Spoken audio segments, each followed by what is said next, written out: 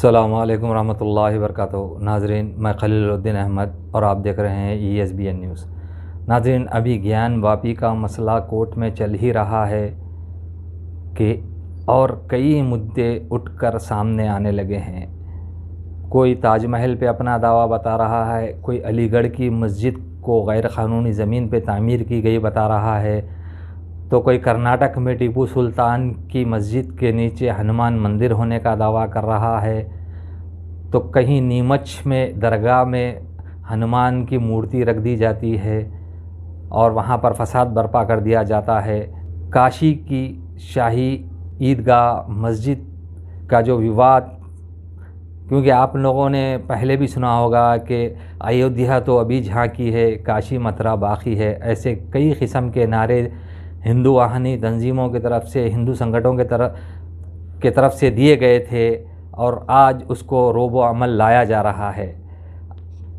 काशी विश्वनाथ मंदिर के बाद शाही ईदगाह मथुरा की, उसके ऊपर भी हिंदू तंजीमों ने कोर्ट में अर्ज़ी दाखिल की थी और उस अर्ज़ी को भी आज कबूल कर लिया गया है। अब देखना ये है क्या उसके ऊपर भी सर्वे होने जा रहा है, या जैसा कि अर्ज़ी गुज़ारों ने दरख्वास्त की है कि वो पूरी मस्जिद को सील कर दिया जाए, ताकि वहाँ पे से वहाँ के जो इनके मुताबिक जो अंदर जो मंदिर की मूर्तियाँ वग़ैरह है उन ढांचों को तब्दील ना किया जा सके और उसको कुछ नुकसान ना पहुँचाया जा सके, ऐसा हिंदू फ़रीक़ीन का कहना है जिन्होंने कोर्ट में अर्ज़ी दाखिल की है। और आज कोर्ट ने उस अर्ज़ी को सुनवाई के लिए कबूल भी कर लिया है। अब आगे के हालात क्या बनते हैं ये देखने वाली बात होगी। तो फिर दिल्ली के लोग कहाँ पीछे रहने वाले थे, उन्होंने भी दिल्ली की जामा मस्जिद के ऊपर अपना दावा पेश कर दिया कि इस दिल्ली की शाही मस्जिद के नीचे हमारे देवी देवताओं के मूर्तियाँ दफन हैं, हमें उसको खोदने की इजाज़त दी जाए। आज हिंदू महासभा के एक संत ने एक बयान जारी किया, आप उनका ये पहले बयान मुलाहजा फरमाइए, फिर हम आगे की बात करते हैं। हरिओम राम राम।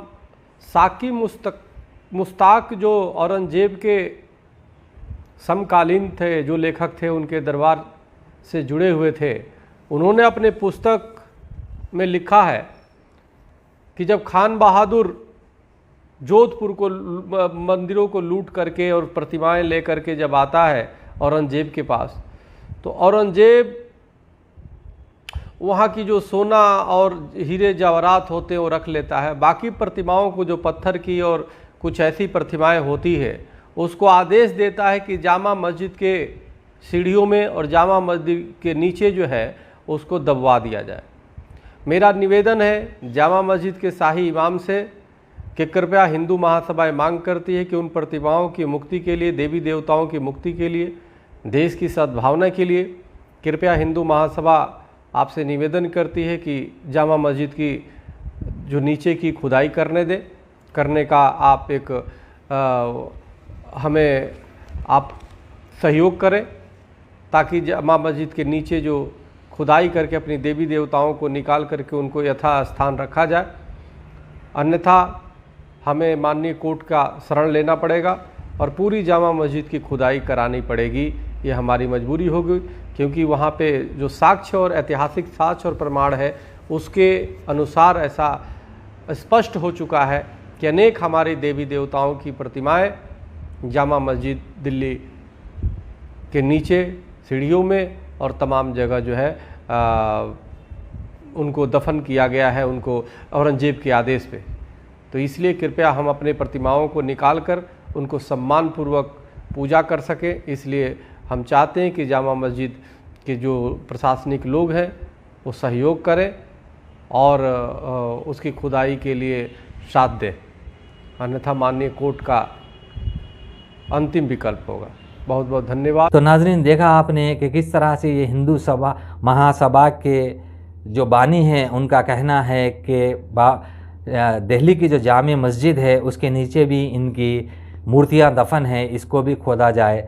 तो आज मुल्क के हालात को किस तरफ ले जाया जा रहा है नाजरीन, एक के बाद एक 2-4 दिन के वक्फे से इतनी आवाज़ें उठना शुरू हो गई हैं कि हर कोई जो तारीख़ी विरसे है, जो तारीख़ी इमारत है, जो तारीख़ी मस्जिदें हैं, उनके पीछे ये लोग हाथ धो कर पड़ गए हैं कि इनके नीचे मस्जिद है, इनके नीचे मंदिर है, इसके नीचे मूर्ति हैं। तो इस देश के लोगों का ध्यान जो भटकाने की कोशिशें की जा रही है, किस तरह से हमारी गिरती हुई मईशत के ऊपर आज कोई बात करने तैयार नहीं है। अभी आपने पिछले दिनों श्रीलंका का हाल देखा होगा कि किस तरह से बुरे हालात श्रीलंका के हो गए हैं। अब तो ये सुना जा रहा है कि श्रीलंका में पेट्रोल भी बिल्कुल ख़त्म हो गया है। खाने पीने की चीज़ें की तो मारामारी पहले से ही चल रही है। अब आज एक ख़बर श्रीलंका से ये निकल कर आई है कि वहाँ पर पेट्रोल भी ख़त्म हो गया है। खुदा न खास्ता हम दुआ करते हैं कि हमारे मुल्क में ऐसे भयंकर हालात पैदा ना हों, मगर हमारा मुल्क तेज़ी से जिस तरफ जा रहा है, और आप देखिए गिरती हुई मईशत इतनी बुरी हालत में है। आज रुपया डॉलर के मुकाबले में आज तक की सबसे निचली सतह पे पहुंच गया है। स्टॉक मार्केट का बुरा हाल है। स्टॉक मार्केट आप देखिए डेली सेंसेक्स 5000 पॉइंट से नीचे माइनस में चल रहा है और निफ्टी 300 चिल्लर माइनस में चल रहा है। इसके ऊपर कोई बात करने के लिए तैयार नहीं है। सिर्फ हमारे मेन स्ट्रीम मीडिया में एक डिबेट खरीदे हुए मौलानाओं को और खरीदे हुए पंडितों को बुलाकर हिंदू मुसलमान मस्जिद मंदिर के ऊपर डिबेट किए जा रहे हैं। कहीं माहिर मैशियात को बिठाकर उनके ऊपर ये इस चीज़ के लिए डिबेट नहीं किया जा रहा है कि हमारी गिरती हुई मईशत को किस तरह से संभाला जाए, हमारी गिरती हुई इकॉनमी को किस तरीक़े से हम अब फिर एक बार पटरी पे ला सकते हैं। उसके ऊपर आज कोई बात करने के लिए तैयार नहीं है। जितने भी प्राइम टाइम बड़े बड़े चैनल्स के चल रहे हैं, उनके ऊपर सिर्फ ज्ञानवापी मस्जिद, काशी की मथुरा मस्जिद, ताजमहल, दिल्ली की जामा मस्जिद, सिर्फ इन्हीं के ऊपर बातें चल रही है। नाजरीन, हमारी गिरती हुई जो मईशत है, आज महंगाई ने कमर तोड़ के रख दी है आम आदमी की, लेकिन प्राइम टाइम पे बताया जा रहा है कि बाबा मिल गए। आटे का दाम आसमान छू रहा है, लेकिन टीवी के चैनलों पे बताया जा रहा है कि किस तरह से बाबा मिल गए। आज टमाटर 100 रुपये किलो हो गया है, लेकिन प्राइम टाइम पे आपको ये बताया जा रहा है कि बाबा मिल गए। मईशत के ऊपर कोई बात करने के लिए तैयार नहीं है। हमारी मईशत कहाँ जा रही है? बेरोज़गारी की शरह आज इतनी निचली सतह पे आ गई है कि आप इस हद का जिसका अंदाज़ा आप नहीं लगा सकते। आज बेरोज़गारी उतनी निचली सतह पे आ गई है। आज महंगाई ने आम आदमी की कमर तोड़ के रख दी है। आप आज गैस के दाम देखिए 1000 को पार कर गए हैं, लेकिन इसके ऊपर कोई बात करने के लिए तैयार नहीं है। आपको सिर्फ प्राइम टाइम में ये बताया जा रहा है कि बाबा मिल गए। नाजरीन, हमारा मुल्क किस तरफ जा रहा है? हमारे मुल्क के नौजवान किस तरफ जा रहे हैं? हमारा मुल्क आखिर कहाँ जाके ये हालात रुकेंगे, किसी की समझ के बाहर है। अंधभक्तों को मजहबी अफीम चटाकर उनको इतना पुरजोश कर दिया गया है कि वो महंगाई के बारे में सोचने को तैयार नहीं है, वो गिरती हुई मईशत के बारे में सोचने के लिए तैयार नहीं है, वो गिरती हुई जो हमारी जो जीडीपी है उसके बारे में बात करने के लिए तैयार नहीं है। तो आखिर हमारे मुल्क का हाल क्या हो रहा है? हमारा मुल्क आखिर कहाँ जाकर रुकेगा? नाज़रीन, ये बहुत बड़ा सवाल है और इस पर तमाम खुले जहन रखने वालों को सोचने की ज़रूरत है। और इसके ऊपर जल्द से जल्द अगर हमारे मुल्क के हालात को पटरी पर नहीं लाया गया तो कहीं हम भी श्रीलंका की तरह हमारी मईशत भी ना हो जाए। हम अल्लाह से ये दुआ करते हैं कि अल्लाह हमारे मुल्क में अमन व अमान रखे और हमारे मुल्क को सलामत रखे। शुक्रिया।